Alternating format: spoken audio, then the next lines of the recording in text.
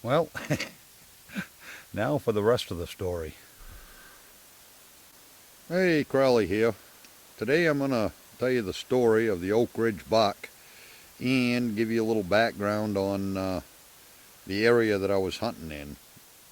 For those of you that haven't been following along there, this is my first year hunting with a bow, and this is my first buck that I've killed with a bow.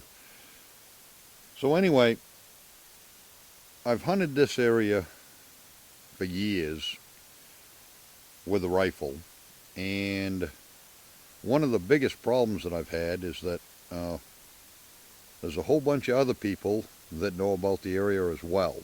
And there's a lot of hunting pressure, and that's actually one of the reasons why I decided to take up bow hunting. Is every time I'd come up with a plan for this area, I'd get in there and get set up, and somehow it'd get messed up. Somebody else doing a little push, or somebody else deciding to set up a couple hundred yards away from me, and it just wasn't working out too well. So anyway, now that I'm bow hunting, I decided I was going to get the first crack at it. And I'm up in this area. This is the regular archery season, by the way. Up in this area, there isn't that many people that bow hunt, and I knew I'd have a pretty good chance of being able to hunt it by myself before anybody else got a chance to. The reason I like this area so much is you can access it from the east, and you can hunt it on a north or a south wind, and it's on the side of a ridge, and you're coming in from the east, so you're coming in from the downhill side. So if the wind calms down and you get the thermals kick in the afternoon, the scent drifts down away from where the deer are bedding. The way it's set up is at the top of the ridge there's some thick stuff, and that's where they're bedding. And that's kind of to the north and west of where the stand location is. And they travel, when they come out of their bedding, they travel down through these scattered oak trees, feeding as they get down, you know, before they get to the Maine oak ridge there, where there's a lot of oak trees and so forth. But anyway, it's a good setup, and the way they're traveling, it's pretty easy to avoid being detected. So when the regular archery season opened and we could hunt statewide, I knew exactly where I was going to go the first day, right up to this spot. And I wanted to hunt it a little conservatively, so I set up on the lower end of where I thought they'd come down through. There's 3 or 4 trails that they take, and they all kind of merge together into this little funnel before they get into the main oak ridge. On Saturday night, I set up and I saw the buck. I couldn't tell just how big he was. It was off a little further than what I anticipated, and I'd just get a little glimpse of him here and there. And if you want to see that video there, go over to Pine State Hunter on Facebook, and on the left hand side of the page you'll see a list of options. Go on to the videos, and it's under the Hang and Hunt playlist, and I think it's the first buck spotted is the name of it there. You can check that video out if you want. But anyway, so I see him, and I knew he was there, and I didn't get a chance. What happened was he come right down this edge of some bushes, and there was an opening right there. And all he had to do was take another 10 or 15 steps, and he'd been right in the opening, right where I could take him. He turned right at a 90-degree angle and walked right away from me. Yes, I couldn't believe it. But anyway, so I knew he was there, and I decided the next time I went in there I was going to relocate. And what I did is I moved up about 60 or 70 yards up the little hill there and set up in another spot. And the way that piece is set up, there's a little tote road that comes right down, and then that row of bushes there that I couldn't see the buck very good the first time, and I could, from the tree stand, I could see right over them bushes, and it was a 20-yard shot if he come down that same skid trail. And the second night, I didn't see anything. And I was a little worried there, but not overly, you know.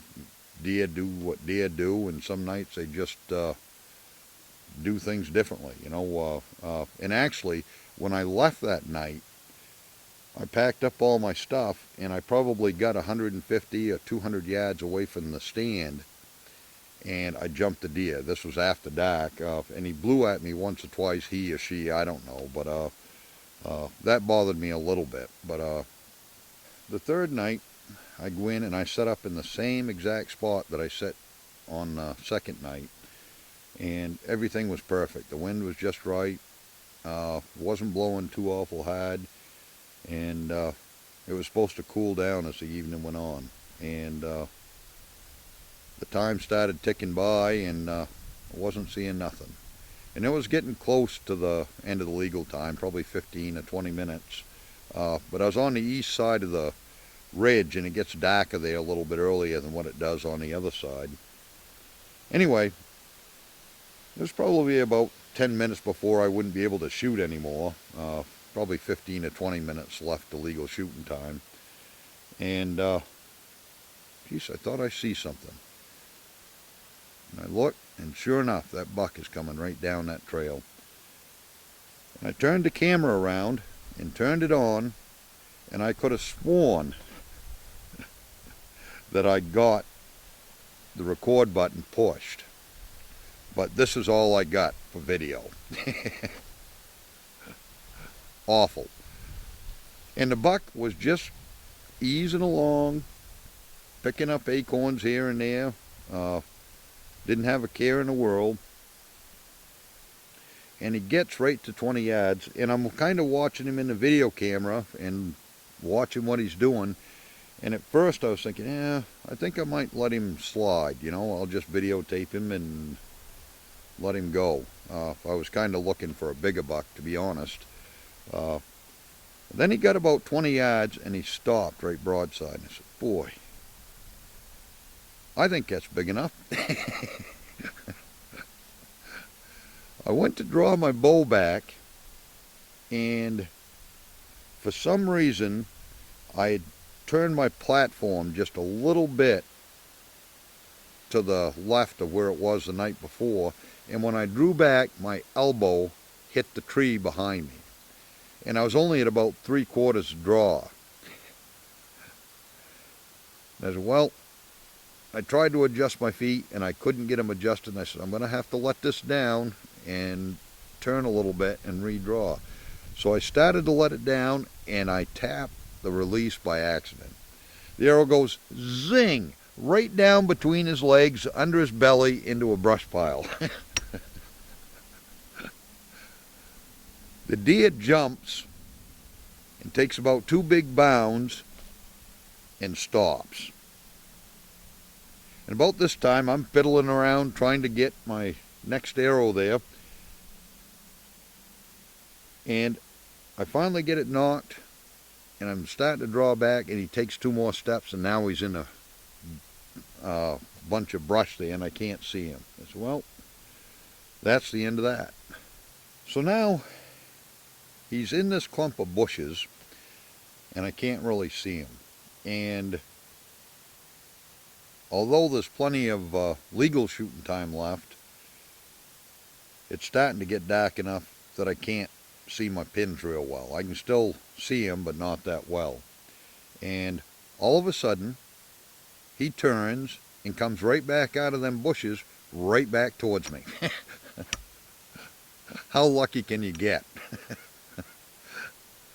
He steps into this opening, and I draw back and I let an arrow go. And I'm not sure whether I misjudged the distance or I just hit him a little high, but I ended up hitting him in the back, spine shot. And I had to shoot him again with another arrow there to finish him off. But he didn't go anywhere, and it all worked out. I've hunted that area a lot, and I was some glad to finally connect with a deer. And you know, after I got looking at him, I kind of, on one hand there, you know, wish that I'd kind of held out for something bigger. But on the other hand, you know, it was my first buck with a bow, and I'm more than happy with it. It's unfortunate that I wasn't able to get it on video. It's kind of aggravating. All of you inspiring hunters that want to self-film your hunts, it's a lot harder than what you think. Anyway, as far as my hunting plan goes, I'm going to revise it a little bit. If you haven't seen that, you can check it out on my YouTube channel. Anyway, I'll leave a link in the description as well there. But I talked about doing some bear hunting, and my original thought on that is while I was in the regular archery season, I could go out deer hunting in some of these oak ridges and get a chance at an incidental bear while I was hunting for deer. Well, I've used my regular archery season tag, so I think what I want to do is go back into the expanded area and work on the buck for that area. There's 2 or 3 spots that I want to get to that I haven't yet, and it looks like there's some pretty good sign there. So that's what I think I'm going to do, is head down there and see if I can't find a little bit bigger buck. And I'm not sure how that's going to go. I don't know just what there is down there for deer, but I've got plenty of time left, and I think I'm going to try to hold out for something a little bit bigger. But I got to tell you, this whole bow hunting thing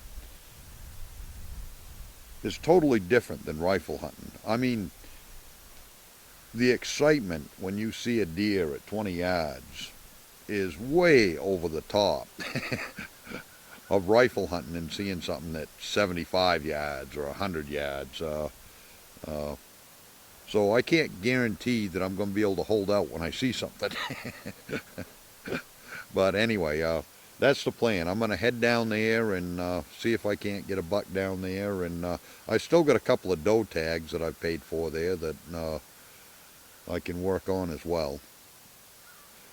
So we'll see how it goes. And hopefully I'll do a little bit better with the video work on the next time. So anyway, I appreciate you watching, and I'll talk to you later.